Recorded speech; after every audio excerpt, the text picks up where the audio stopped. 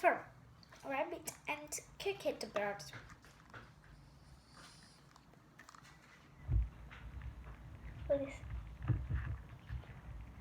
Rabbit lived in a hole in the ground between two rocks.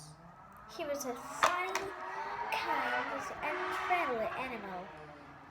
His home was small and simple, and he didn't have a lot of things to eat.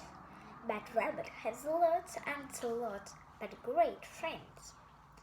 I'd like to find my friends to come and eat with me, Rabbit said. I love sharing my dinner with them and it's talking all night with them. Rabbit knew all the animals that walked, hopped, swam, and flew in the forest. He always stops to help or to talk to him, but he couldn't talk to Cocketta bird. She lived on a high cliff in the forest. She had no friends because she didn't want to stop to help or to talk to any of the animals. Catbird has beautiful head feathers. She liked looking at her face in the lake all day. Rabbit was sad about it. Catbird needs a friend, he thought. I've got an idea. Catbird, he called loudly one morning when he saw her near a lake. Catbird didn't answer him. Catbird, he called more loudly.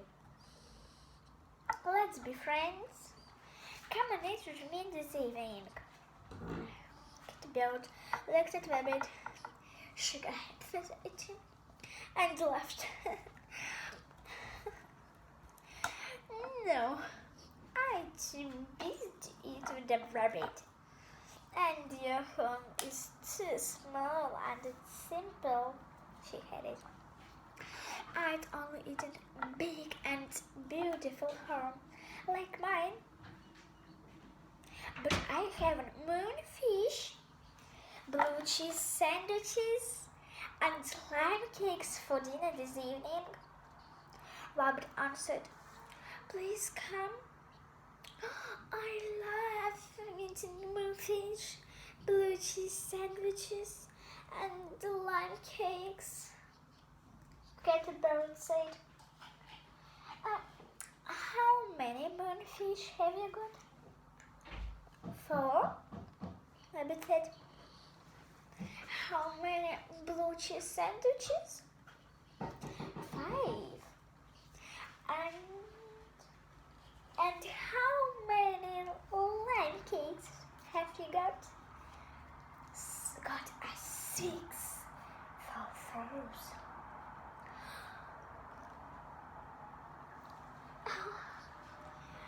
Okay, she said. I can't eat with you this evening. Oh. And she did. But she didn't talk to a rabbit. She didn't listen to his questions or answer them. And she didn't ask Rabbit about his home or his hobbies. She just shook her beautiful head feathers at him and quickly ate all of his moonfish, all of his blue cheese sandwiches, and all that, and then threw back home again. Yeah. The next day, Rabbit asked Catbird to dinner again, and she ate all his junglefish, all his carrot soup, and all his specimens. Then she flew up and up, then down to his cliff again.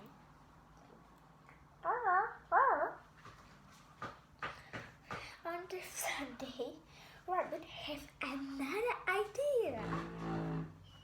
I can't eat with you this evening, Cocketta bird, But I've got some food for you, he called when she came to look at her face in the lake. You can take it to your big, beautiful home to eat there. Rabbit put his scarf on the ground quietly and carefully. He put 2 coconut biscuits on it. Then, more quietly, he hopped on the scarf and quickly made a big knock off the top. Come and get your food, Rabbit called loudly from beside the scarf.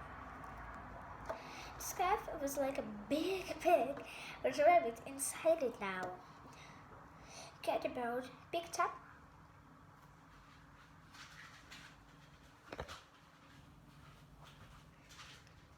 When she got home, the caterpillar took it off the beautiful feathers from her feet and then opened the scarf.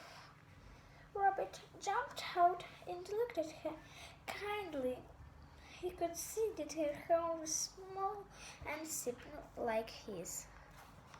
No, don't look at me! Don't look at me! Cocketta bird said. I haven't got my beautiful head feathers on.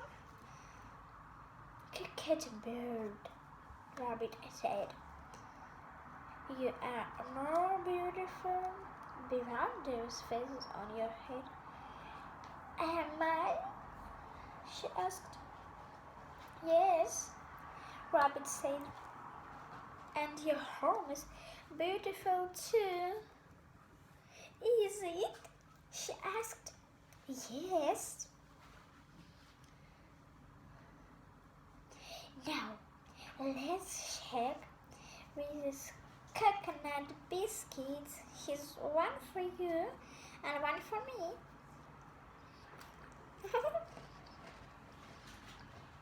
Rabbit and Cocketta enjoyed their food.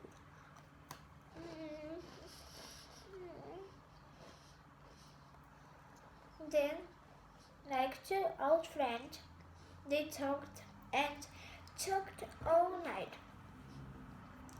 and then had breakfast.